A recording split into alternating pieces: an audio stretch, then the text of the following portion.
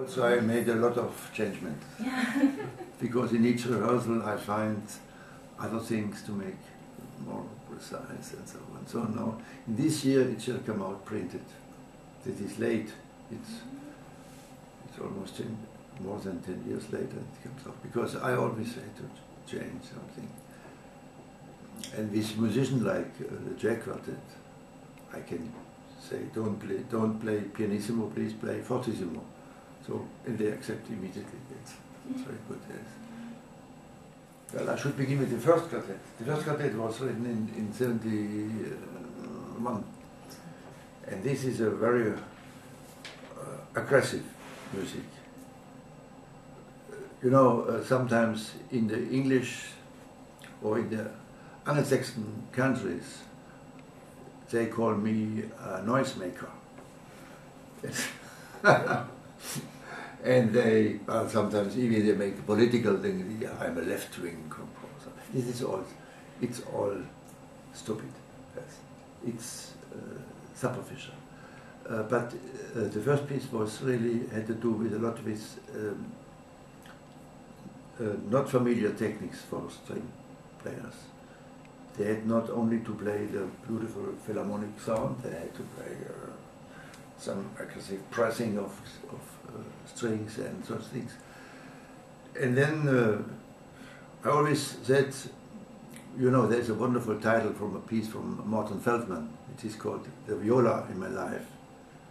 And I called it the String Quartet in My Life.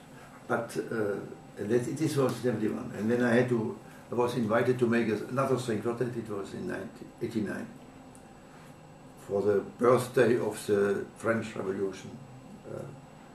And they asked me from the, what's called in Paris, oh no, I forgot the name of this festival. A Festival d'Automne.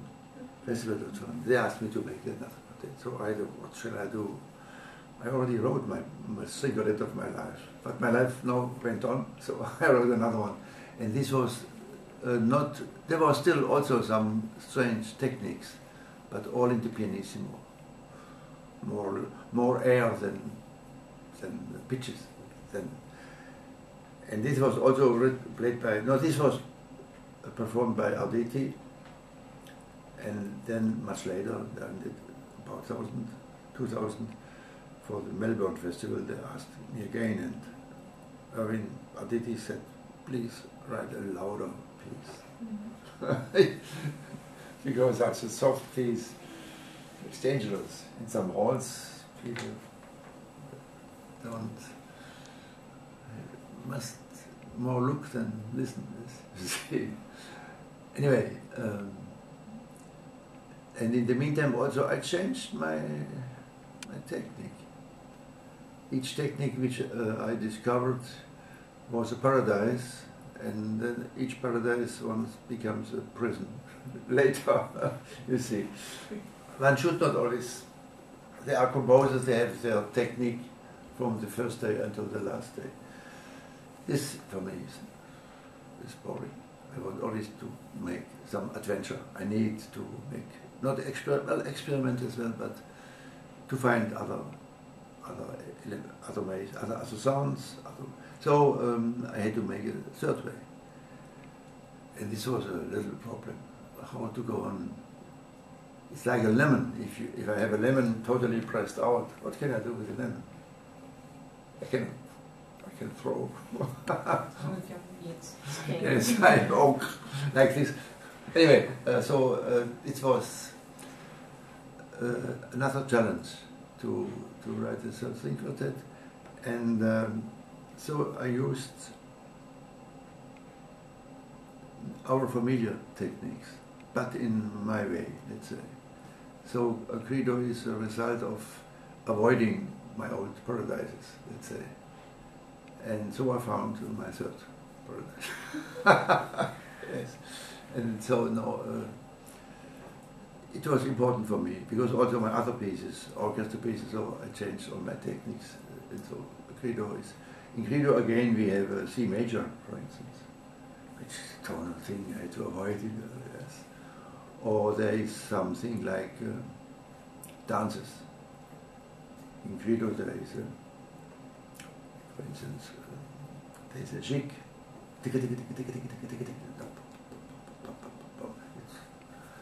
It's a rhythm which we also have in the music of Bach, for instance. The rhythm, not the sounds.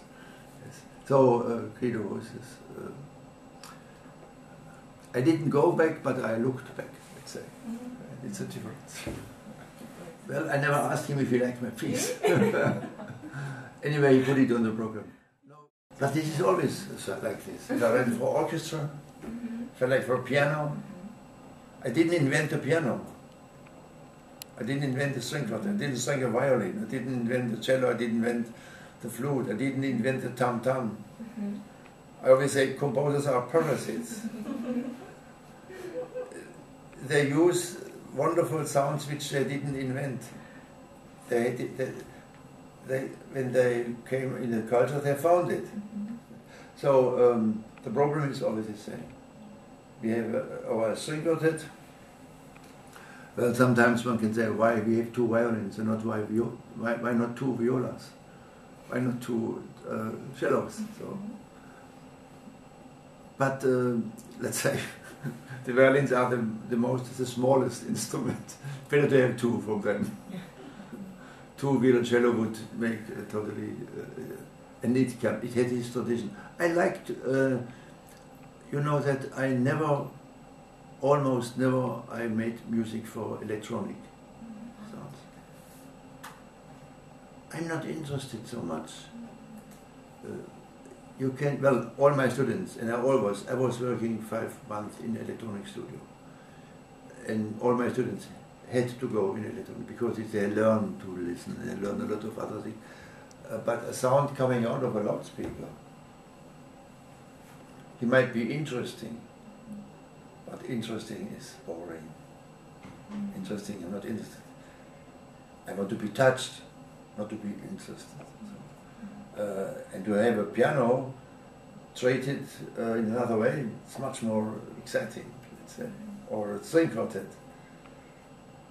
Hearing a string quartet, and I sometimes also said to write a piece means to invent a new instrument. So the string quartet by Mendelssohn or by Beethoven each had a special sound. And if you hear the Bagatelle from Webern, the string quartet has another sound. It's another instrument. And if you hear the Ravel string quartet, it's totally the same musician, the same instrument with like a Beethoven. It's another instrument. So I had to make my instrument out of singing. So this is a wonderful challenge to have. Well, maybe sometimes I also take a special combination of instruments which didn't exist before. In an orchestra, you can choose. There's one piece, maybe, for instance, there are 2 pianos and there are 2 electric guitars. This you cannot find in a Haydn symphony. It's clear. And there are 4 thunder bells. I don't know how you call it, something. So you can make your own formation. But the problem is still there, how to make music with this. And for me, as I told you, I made a string quartet in my life, or I made an opera in my life, or I made an orchestra in my life, or the piano, or the cello, and so on. For me, it's very important to have that combination with the tradition. Because tradition for me is not like, for a lot of people, tradition is to enjoy what already is familiar. And for me, tradition is, as I said, always going on.